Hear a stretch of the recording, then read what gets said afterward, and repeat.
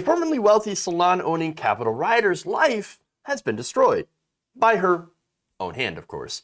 And it's partly thanks to her belief in conspiracy theories about the election and her belief in Donald Trump. According to a deep dive into the lives of 3 different Capitol rioters, the Intelligencer's Kerry Howley writes about a Beverly Hills salon owner who is now destitute as she faces 7 different counts to which she has pled not guilty. In fact, according to this story, Gina Bizignano was the owner of Gina's Eyelashes and Skincare in Beverly Hills prior to the arrest. Now, of course, afterwards, she is awaiting trial on counts ranging from disorderly and disruptive conduct in a restricted building or grounds to engaging in a physical violence in a restricted building or grounds, among other charges. Her business, as a result of this, is no longer a business. In fact, it's shut down. It's gone. Whatever money she had is now gone, having been used in her unsuccessful legal defense, and she is now ultimately broke, unemployed, and could be facing potential prison time. Very likely. Very likely.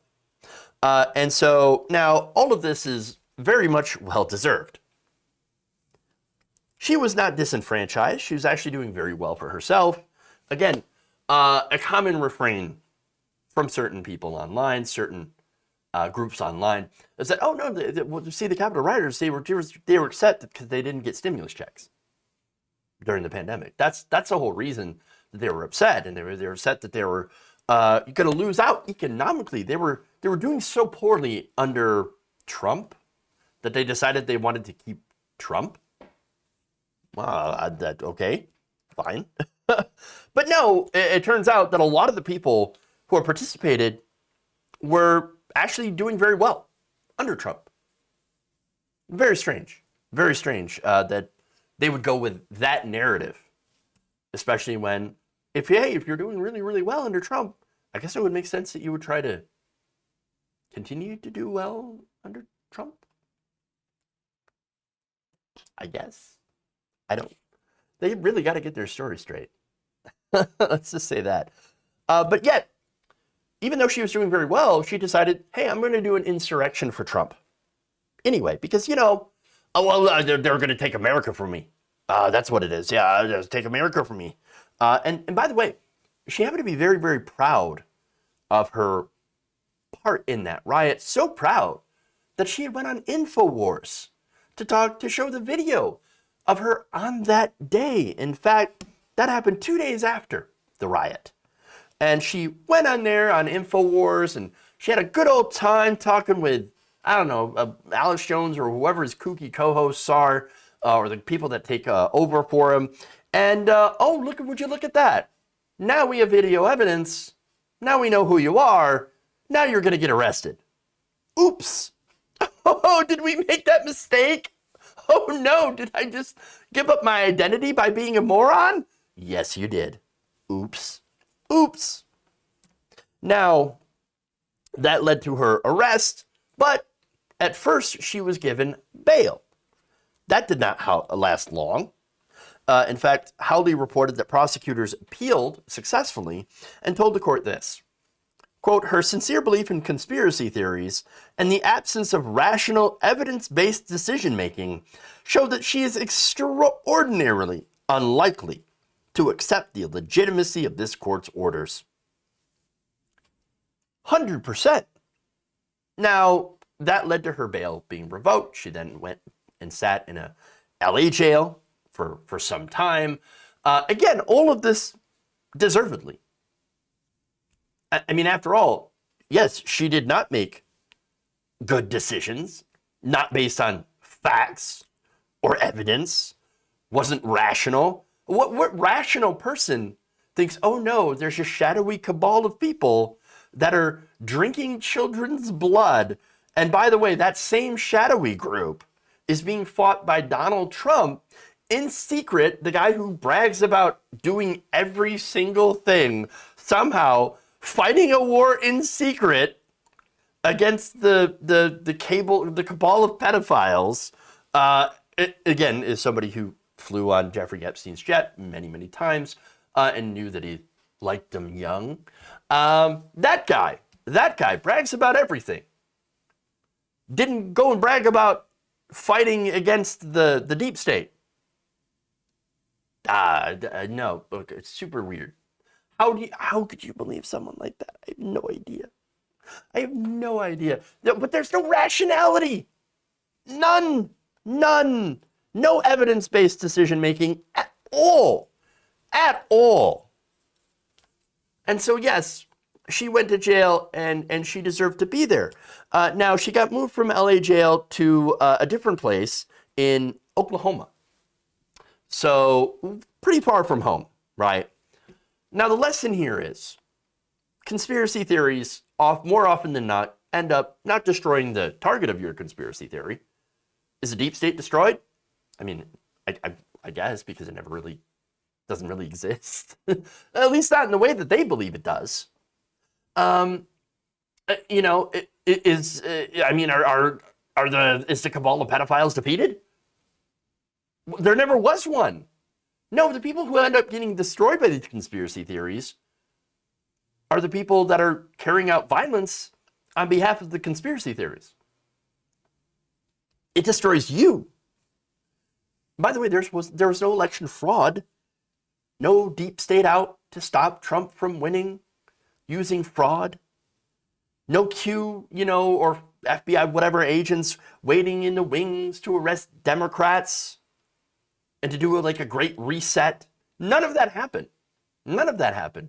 But what did happen is that a bunch of propagandized idiots got arrested and are being charged and put away. That's what's going on. All she did is throw away what was actually probably a pretty good life for a lie, for nothing. And by the way, it gets worse. According to Howley, by late February in Grady County, she had been imprisoned in one facility or another for over a month, during which she saw the sun exactly once. On the long day, where she was transferred from LA to Oklahoma, adding that a judge finally agreed to her supervised release as she awaited trial. Upon her release, the report states, Gina had no ID, no credit card, no way to get home, and it was not clear what she would do on the scrubby sidewalkless Oklahoma streets under which she was being dumped. Bizzanano was then taken in immediately by a woman only identified as Rachel, whose church friend had seen a post on Facebook about a woman who needed help. Rachel took Gina to a Sonic and placed a large Diet Coke in her hands before taking her to the 122-acre farm where she lived with her mother and father. Soon, Rachel would drive Gina to another home, to the home of a friend she knew from Martha Road Baptist Church. In this home, the kitchen would smell of cookies a man had made for his friends at work. A round woman would root around for clothes that would not fit her slim form, and the couple's autistic son David would give up his bed for her. She added Gina had not slept on a mattress in many weeks. In two big sweatpants tied at the waist, Gina stood in a boy's room in rural Oklahoma, beside his bed under a WWE poster. She crawled in, pulled the covers over her head, and wept. Sad baby. Wow. Now, let's be clear. I don't feel bad for her. Do you feel bad for her? I don't think you do. I don't think you do. But again, I don't expect you to feel bad for her, but I do expect for some, I hope some, take this lesson for what it is and see the lesson. Because understand that this is somebody who had the good life. She owned a business. She had good money, and she threw it away for nothing. For Donald frickin' Trump. And if you thought that she learned her lesson, no. He still says, I'm not guilty. I didn't do the things.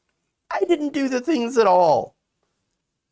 So my guess here is that she is going to be held up by the right wing, by people like, I don't know, Marjorie Taylor Greene, Lauren Boebert as a victim. And maybe there's a little bit of truth to that. because things aren't black and white. Things are gray. But understand that, and by the way, let me explain a little bit further into how she could be victimized, right? She's a victim of conspiracy theories, the right-wing media echo chamber. But at the same time, she holds culpability here. Culpability. You know why? Because she was there. Nobody forced her to ignore facts, to ignore the reality, to not do actual research. Nobody forced her into that building on that day. She was there of her own volition to try to overturn a lawful election of the United States of America. To do an insurrection on behalf of a narcissistic moron who has almost never told the truth in his life. No, I don't expect you all, anyone, to feel sorry for her. And I hope you don't.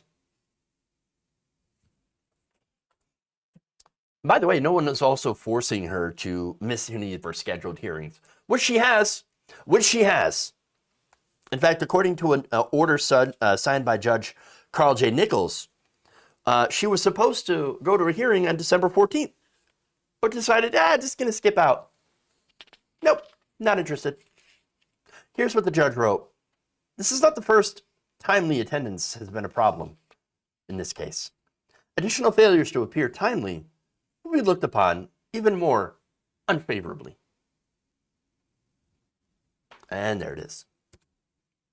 So, look, at the end of the day, this is a cautionary tale of a person who had it all, but then decided they were going to fuck around. And at the end of the day, you know what happens to those who fuck around? They find out.